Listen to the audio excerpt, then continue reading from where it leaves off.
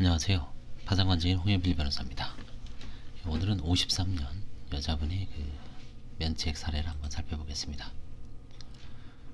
이걸 이제 첫 기일에 속행 신청을 한 이유는 좀 나이 어린 딸이 부동산 빌라를 취득을 해서 과연 그게 채무자의 은닉재산인지 아니면 채무자의 말대로 가족들이 도움을 받아서 구입한 것인지 그 판단이 좀 어려웠습니다. 그래서 두세 번 더 속행 조사를 해서 최종 결론을 내렸습니다.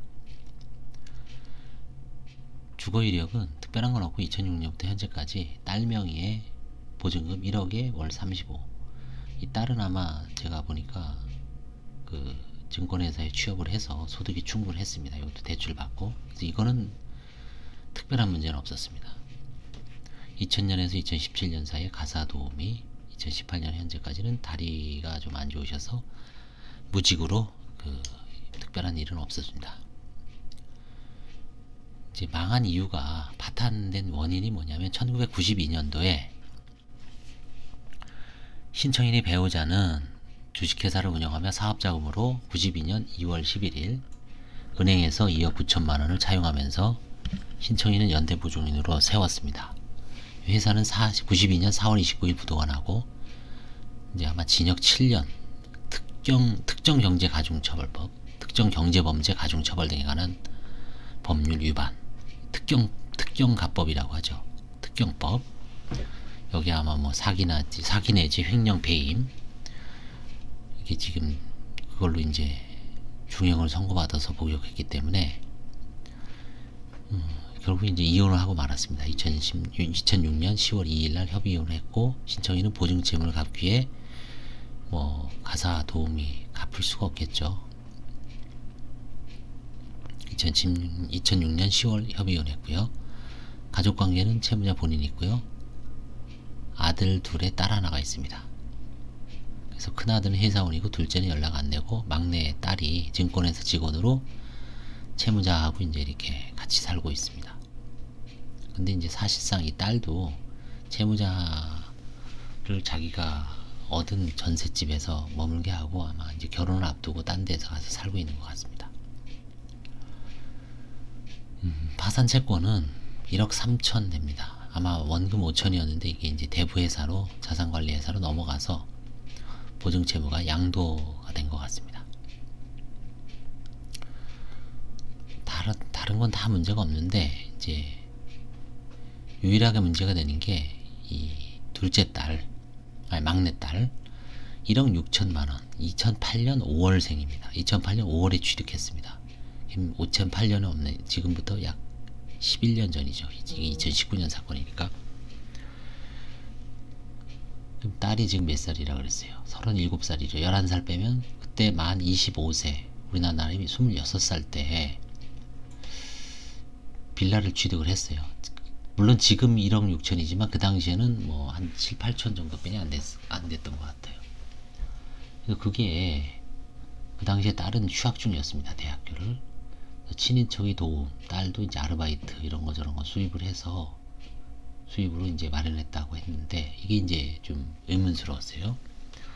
그다음에 이제 장남은 이제 회사원이라 그랬죠. 최근에 구입한 거는 아들 부부의 소득 및 대출, 국민은행이 2억 6천4백이 있으니까 한 2억 4, 5천 정도에다가 뭐 그동안 모은 돈 맞벌이 수입으로 큰 문제는 없습니다. 이거는 최근에 이루어진 일이기 때문에 그래서 딸이 부동산 취득 경위에 대해서 한번 살펴봤습니다. 당시 딸의 나이가 만 25세에서 26세 정도 됩니다. 취득 경위에 대해서 최초 친인척의 도움과 딸이 아르바이트 수입으로 마련했다고 진술했습니다. 1차로. 그 다음에 2차로는 진술서를 제출하면서 딸의 수입과 임대차 보증금을 떠안고 마련했다고 진술했어요. 그래서 아르바이트 수입의 근거를 제시하기는 어렵겠죠. 통장이 있겠어요. 그 다음에 임대차 등록 현황을 통해 당시 세입자가 등록되었는지 여부를 확인하고 당시 채무자의 자금이 일부라도 은닉되어 부동산 구입에 사용됐을 가능성도 있었으므로 추가 조사를 할 예정입니다. 아들은 특별한 문제는 없어요. 그래서 1차, 2차, 한 3차 정도 조사한 다음에 최종 결론을 내렸습니다. 이거는 이제 뭐 제가 봤을 때는 자 이렇게 한번 생각을 해봅시다. 남편은 구치소에 들어가 있어요. 경제사범으로. 그 다음에 채무자는 겨우 5천만 원 보증 쓴 것 때문에 이제 지금 이게 1억 3천 됐는데 그 당시 가정주부였어요. 자 그러면은 가정주부고 이제 애들이 있었겠죠. 이제 물론 큰 아들들 둘은 이제 뭐 28, 30 됐기 때문에 특별한 문제가 없는데 막내딸 대학교 다니다가 이제 휴학을 하고 아르바이트를 하는 딸하고 채무자는 가정주부입니다. 경제활동을 한 적이 없어요. 그렇게 이제 남고 남편이 감옥에 간 거죠. 7년. 그런 상황에서 과연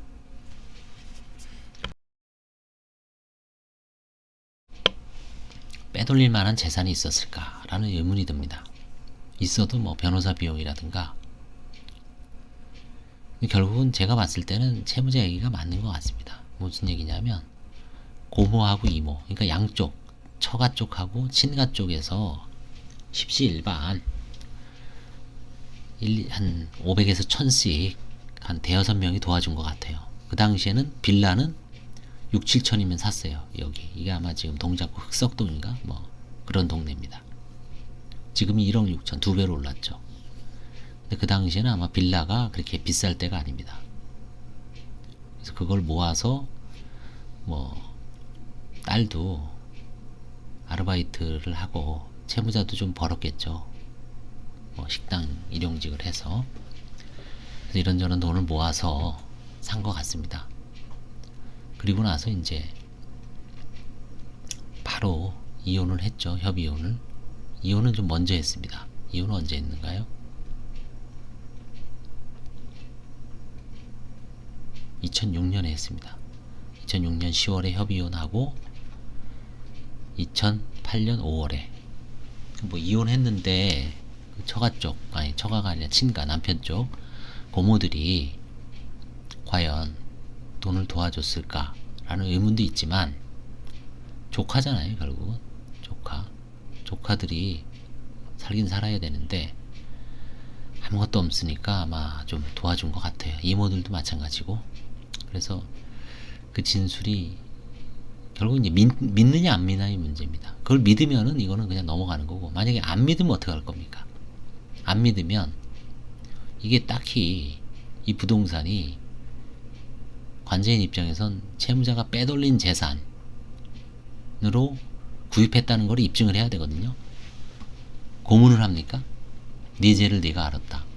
그냥 당시에 당신은 성인이고 딸은 아르바이트 대학생이었기 때문에 그런 수입을 마련하기는 도저히 불가능하니까 그냥 채무자 걸로 추정이 되나요? 좀 아쉬웠던 건 뭐냐면 이때 채무자의 태도입니다. 채무자는 사실은 이런 거는 관제인이 도와주기 위해서 시간을 주고 채무자한테 이제 고모들, 이모들은 몰라도, 아니 고모들은 몰라도 이모들은 자기 피부치 아닙니까? 그러면 그 당시 이제 통장을 좀 까보면 다 나와요. 20년 전이라도 15년 전이라도 뭔가 좀 목돈이 인출된 거, 아니면 그 당시 목돈 인출가 안 돼서 다른 아집 한두 명 정도라도 좀 했으면은 충분히 근거가 됐을 텐데 이 채무자는 말을 안 들어요. 그저 그냥 피해 본능에 거부, 뭔가 이렇게 관제인이 얘기하면은 뭐 본인은 닥달하는 것도 아닌데 오히려 도와주려고 본인 편에 서서 참 결국 이제 면책은 해줬어요. 면책은 뭐 제가 해준 건 아니죠. 판사님이 해준 거고 넘어갔는데 하여튼 이런 사건이 조사하기 가장 어렵죠. 예. 이것도 아마 이제 2020년 2월 1일 이후 지금부터는 이런 거 뭐 조사할 필요도 없습니다. 딸 거 안 내잖아요. 딸 거 그냥 뭐 은닉이 됐는지 안 됐는지 그냥 보고 넘어가는 거고, 혹시 이제 채권자가 지레짐작으로 아니면 이제 상투적으로 자녀들 명의로 혹시 갖고 있는 거 있을 수 있으니까 조사해 주십시오라고 이해하면은 그때 이제 딸 거 내라, 아들 거 내라 하겠죠. 그러면 이제 아들 거는 뭐 이 당시에 상계동 아파트니까 4억이니까 이제 소득금액 증명서 내고 며느리 것까지 소득, 그 다음에 국민은행 대출금 뭐 등기부에 기재돼 있죠. 그럼 나머지 차액을 과연 벌어들일 만한 경제 능력이 있느냐. 만약에 아들이 뭐 회사원으로서 연봉 한 3, 4천씩 한 10년 이상 근무했다. 그럼 뭐 당연히 이렇게 볼 수밖에 없죠. 경험칙상. 근데 그런 경우에만 이제 조사를 할 겁니다. 그러니까 이런 걸 갖고 이제 뭐 밀고 당기고 할 필요도 없죠. 사실은. 자꾸 지금 이제 이런 조사를 통해서 지금 새로운 제도 하에서 이런 사건을 이제 투영을 해보는 거죠. 그런 거를 자꾸 이렇게 연습을 했을 때 이런 거는 과연 결론은 동일하잖아요. 조사를 해도 뭐 딸명이었던 은닉 여부는 밝혀낼 수가 없죠. 그렇죠? 넘어가는 수밖에 없습니다. 그래서 이분도 이제 사실은 모르겠어요. 이것 때문에 아마 면책을 주저했을 수도 있습니다. 면책을 예전에 할 수도 있었는데 이 딸명이었던 이게 혹시 좀 문제가 될 수 있을 것 같아서 아마 계속 미루다가, 자 그럼 이거 반대로 이거를 만약에 이제 관제인 입장에서는 저는 이제 채무자에게 유리하게, 의심스러울 때는 채무자의 이익으로죠. 의심스러워요 사실 누가 봐도. 근데 채무자의 은닉재산이라는 걸 명확하게 관제인이 입증을 못 하잖아요. 사실은 증거가 없으니까. 자 근데 반대로 이런 식으로 보고서를 쓸 수도 있습니다. 논리를. 딸이 아르바이트 수입으로 마련했다고 했지만 그거에 대한 근거는 전혀 없다. 예를 들어 딸이 알바 통장에도 냈어야죠. 그 다음에 진술이 자꾸 바뀐다. 뭐 임대차 보증금을 떠안았다. 임대차 보증금을 떠안았다면은 등록 현황은 지금도 나옵니다. 2006년이라도 등록 현황 제출 안 했죠. 임대차 보증금을 떠안았다는 진술도 뭔가 이제 급히 둘러댄 진술일 수도 있죠. 셋째, 친인척이 도움, 친인척이 예를 들어서 몇십만원, 뭐 몇백만원 정도면은 그 돈은 잘 안 나올 수도 있어요. 근데 이게 지금 가액이 얼마입니까? 6천만원, 6천에서 7천 정도 됩니다. 그러면 그 당시에 친인척 6명이 1,000만원씩 해도 흔적은 나옵니다. 분명히 한두 명은. 제출 안 했죠. 사실 이 네 가지 근거를 들어서 면책 불허가 시킬 수도 있습니다. 설명 의무 위반으로. 합당한 어떤. 그러면 채무자는 항고하겠죠. 항고해서 아까 제가 지적했던 네 개에 대해서 어떤 식이든 근거를 대야 될 겁니다. 이거는 사실은 좀 한계선에 있는 사건이었어요. 근데 저는 뭐 이런 비슷한 사건은 되게 가급적 채무자에게 유리하게, 의심스러울 때는 채무자의 이익으로, 이런 대원칙이 있죠. 우리나라에서도 아마 뭐 통용될 만한 도산법이 원칙이죠. 미국 연방 파산법, 미국 도산 실무의 입장이라고 하는데, 의심스러울 때는 피고인의 이익으로, 형사법적 그걸 도산법에다가 도입한 거죠. 의심스러울 때는 채무자의 이익으로. 그렇죠? 그래서 이제 그런 걸 놓고 봤을 때 이건 상당히 좀 어려운 사건입니다. 이런 게 뭐 결론을 정해놓고 바로 이제 신속하게 하는 게 낫죠. 이런 거 뭐 한 1년 끈다 그래서